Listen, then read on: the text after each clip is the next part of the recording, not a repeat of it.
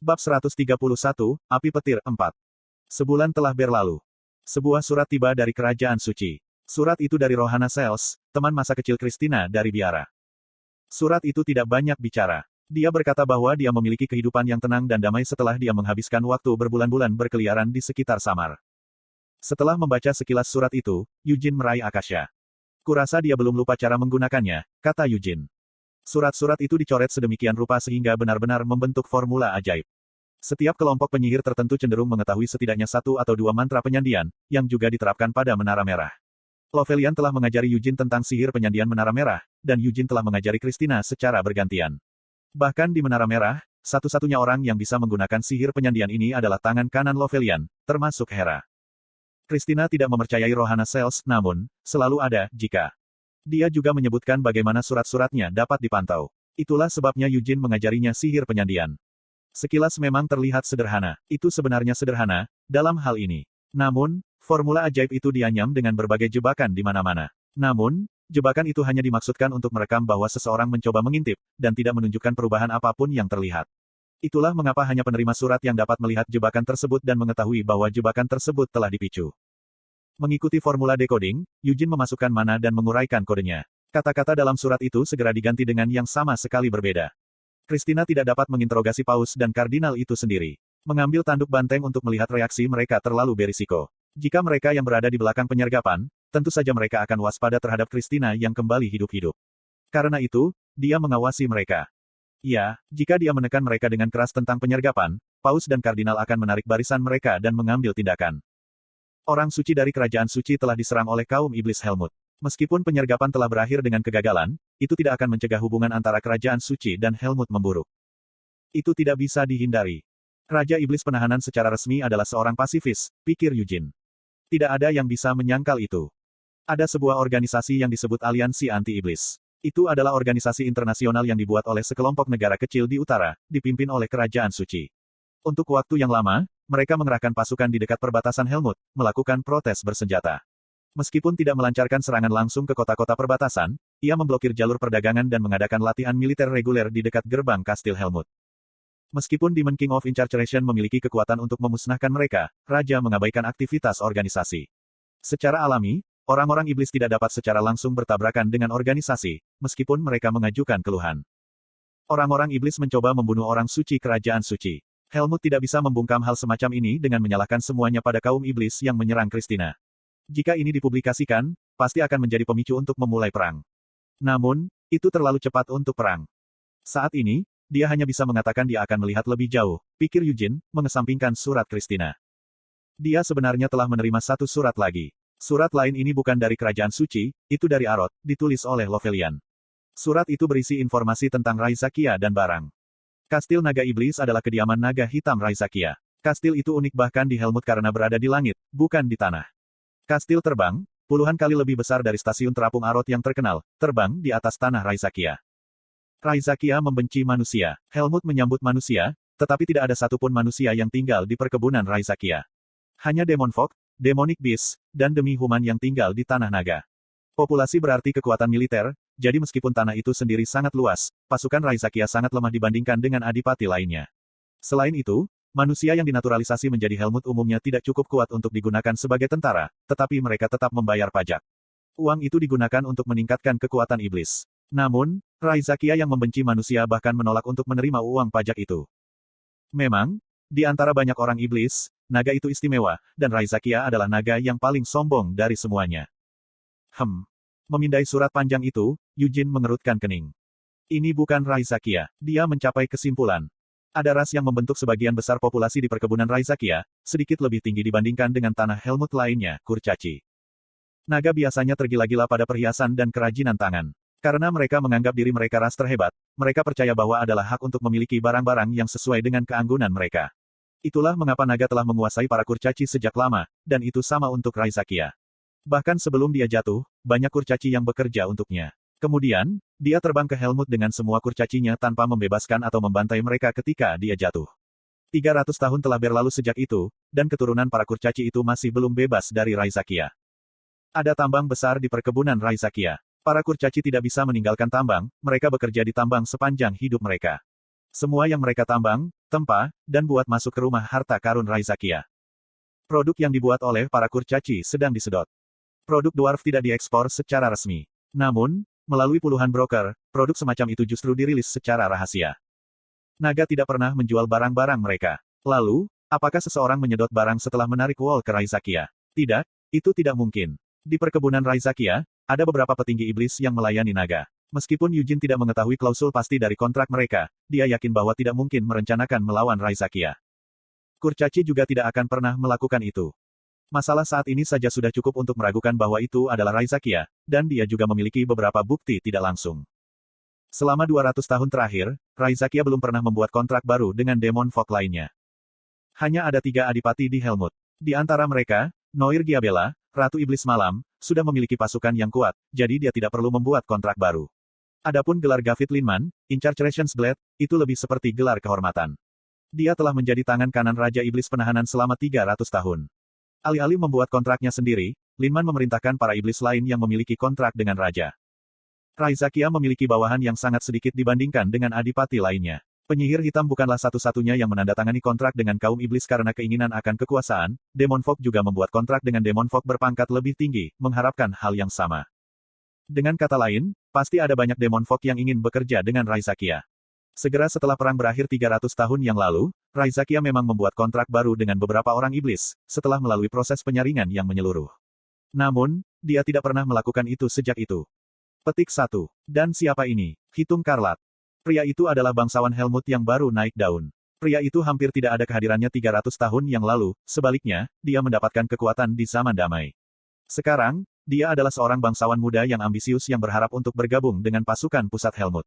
Perkebunan Kaun Karlat berada tepat di sebelah kastil Naga Iblis. Itu bukan masalah besar, tapi surat itu mengatakan bahwa dia mulai menyusup perlahan ke perbatasan kastil tahun ini. Saya yakin, Raizakia di Dragon Demon Castle bukanlah Raizakia yang sebenarnya. Sepertinya juga bukan klon. Mungkin penipu itu adalah tukiknya. Jika tukik itu berumur ratusan tahun, maka semuanya masuk akal. Naga terlahir kuat, tapi bukan itu sebabnya mereka tak tertandingi. Rentang hidup mereka yang sangat panjang berkontribusi pada kekuatan mereka. Semakin tua naga itu, semakin kuat jadinya. Raizakia sendiri membuat kontrak dengan para Demon Fog dan memerintahkan para kurcaci. Tetasannya tidak dapat mengambil alih kontrak, pikir Eugene.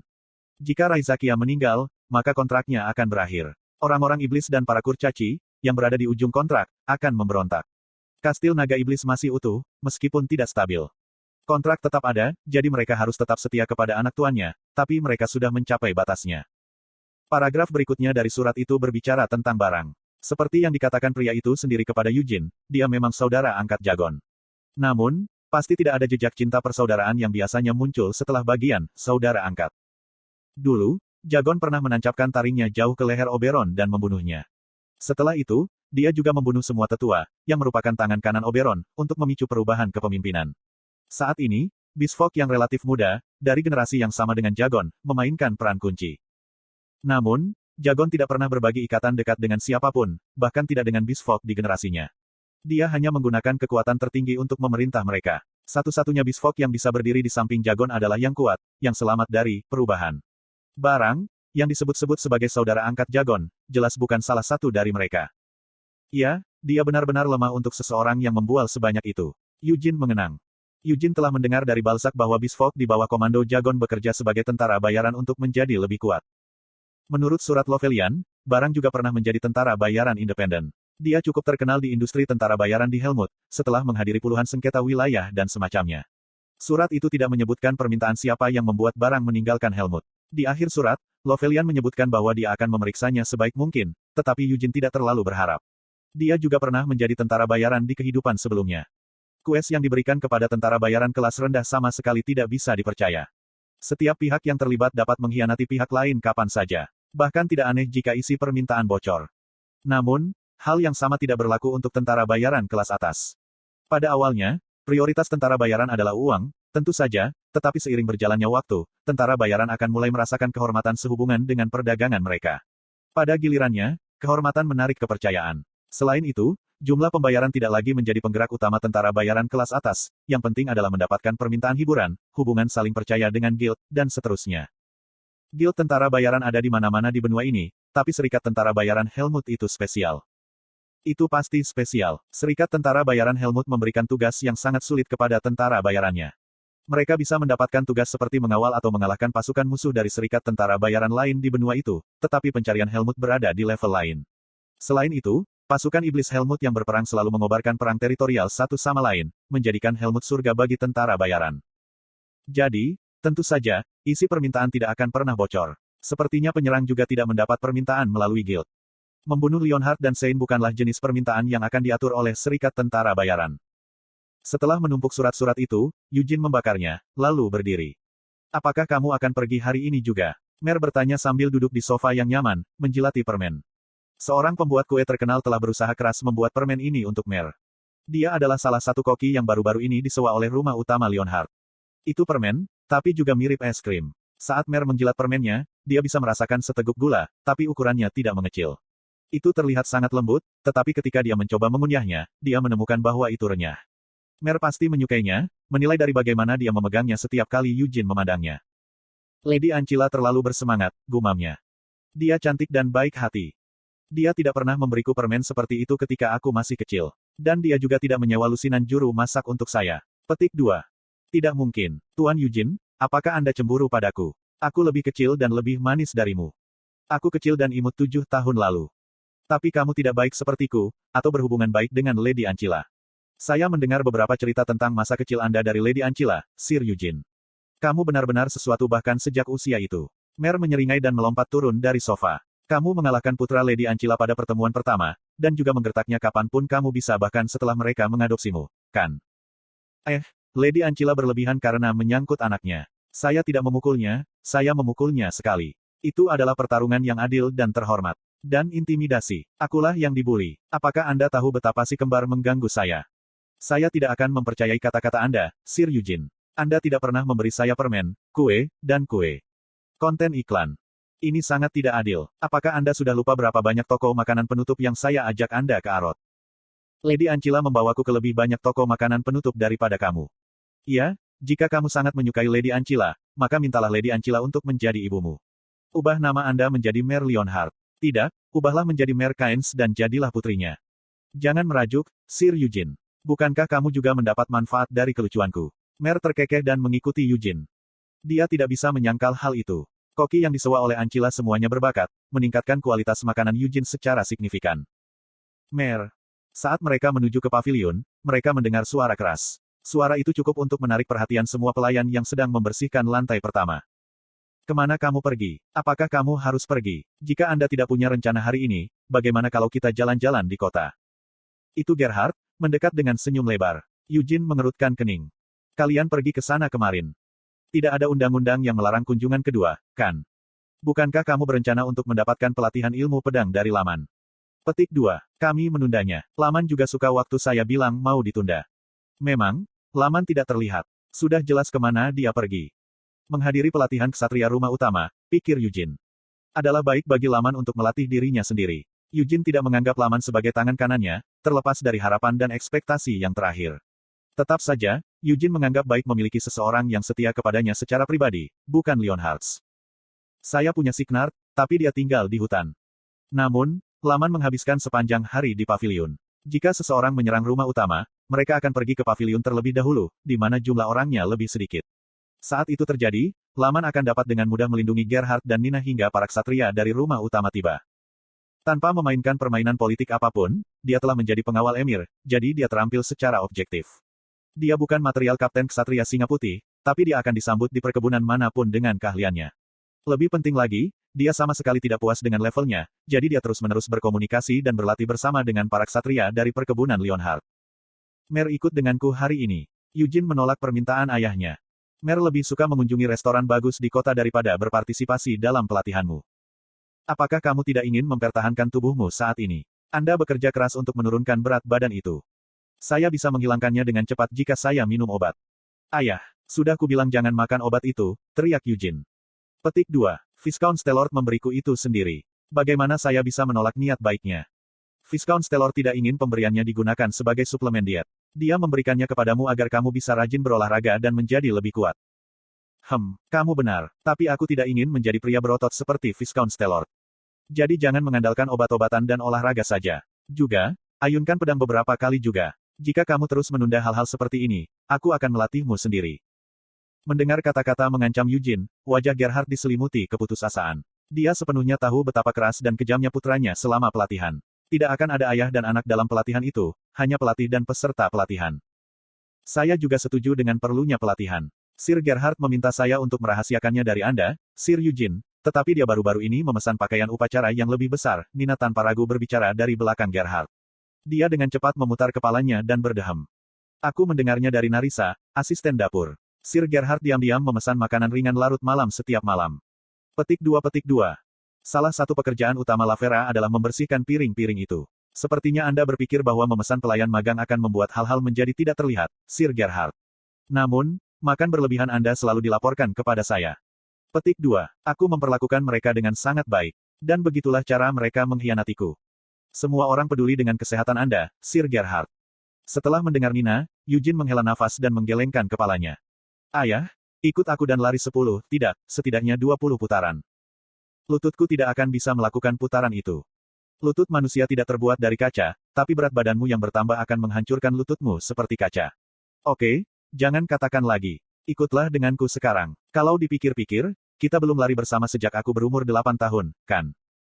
Aku punya alasan mengapa aku tidak lari, Gerhard juga mengingat momen itu dengan jelas. Dia bangga dengan putra kecilnya, yang berusaha keras untuk melatih dirinya sendiri, jadi dia pernah berlari di lapangan bersama Eugene. Mereka tidak bertanding, tetapi Gerhard merasa seperti pecundang total saat itu. Eugene adalah seorang anak berusia 8 tahun, jelas jauh lebih kecil darinya, tetapi dia tidak dapat mengejar Eugene bahkan berlari dengan kecepatan penuh. Bahkan melupakan harga dirinya sebagai orang dewasa, harga dirinya sebagai seorang ayah dirusak secara tidak dapat diperbaiki oleh fakta bahwa dia tidak dapat mengalahkan putranya sendiri. Jika kamu lari, aku akan lari denganmu, Sir Gerhard, kata Mer dengan permen di mulutnya. Dia sudah selesai dengan permennya. Nyonya, itu akan merusak susunan gigimu. Nina diam-diam mendekat dan mengambil tongkat permen di mulut Mer. Sejak istrinya meninggal, Gerhard berjanji pada dirinya sendiri untuk tidak menikah lagi, tetapi terkadang dia menginginkan anak perempuan yang tidak pernah dia miliki. Kenangan berlari bersama putranya dipenuhi dengan kesengsaraan, jadi dia enggan. Namun, untuk beberapa alasan, dia merasa bisa membuat kenangan indah jika dia berlari bersama Mer. Setelah beberapa pertimbangan, Gerhard mengangguk. Begitulah cara mereka mulai berlari, dan begitu pula kenyataan menghancurkan ekspektasi Gerhard akan kenangan indah. Eugene tidak terburu-buru, dia hanya sejalan dengan Gerhard. Mer juga rajin berlari di sampingnya. Masalahnya adalah daya tahan Gerhard. Berkat Viscount Stellord, dia telah membangun stamina yang cukup, tetapi berlari di cuaca dingin ini membuat Gerhard cepat lelah. Sebagai seorang familiar, Mer tidak merasa lelah. Sedangkan untuk Eugene, apalagi 20 lap, bahkan 200 pun tidak cukup untuk membuatnya sedikit berkeringat. Setelah menyelesaikan lap ke-10-nya, Gerhard pingsan, tidak bisa berlari lagi.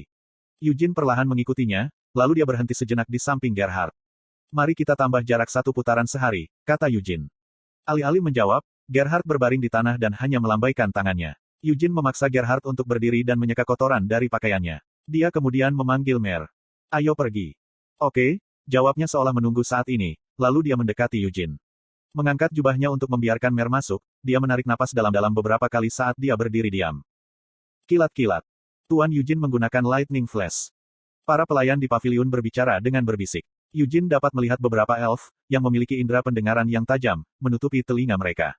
Dia mencoba yang terbaik untuk tetap tenang, tetapi dia bisa merasakan keinginan kuat untuk membunuh Master Menara Putih, Melkith El-Hayah, yang muncul dari lubuk hatinya. Lightning Flash, nama yang hanya ada di dalam kepala Eugene telah sampai ke Melkith secara tidak sengaja. Pada malam itu, Melkith mengoceh di pesta rumah utama. Keluarga Leonhard memiliki masa depan yang sangat cerah. Tahukah kamu tentang skill baru Eugene, Lady Ancilla? Dia menamakannya Lightning Flash, dan skillnya sangat keren dan brilian, seperti namanya. Siapa yang tahu bahwa manusia bisa berubah menjadi petir dan terbang dalam sekejap? Eugene sangat tidak nyaman dengan semua orang memandangnya. Tetap saja, dia pikir akan lebih memalukan untuk berhenti sekarang. Pes. Saat dia menggunakan formula api putih, mana miliknya sekarang memiliki atribut petir. Baru seminggu sejak dia menunjukkannya pada Melkith, dan dia masih belum bisa mengendalikan tekniknya dengan benar, tapi tidak seperti sebelumnya, ketika dia tidak bisa menginjak rem, dia tidak lagi menabrak pohon. Dia meletakkan satu kaki ke depan dan bersiap untuk melompat maju. Namun, sebelum dia sempat berlari, dia harus segera berhenti. Apa? Dari hutan, tujuannya, beberapa orang mendekatinya. Kapan kamu tiba di sini? Charmaine Leonhard dan Ciel Leonhard. Kedua wanita itu, yang seharusnya berada di kastil Singa Hitam, sedang menuju ke arahnya.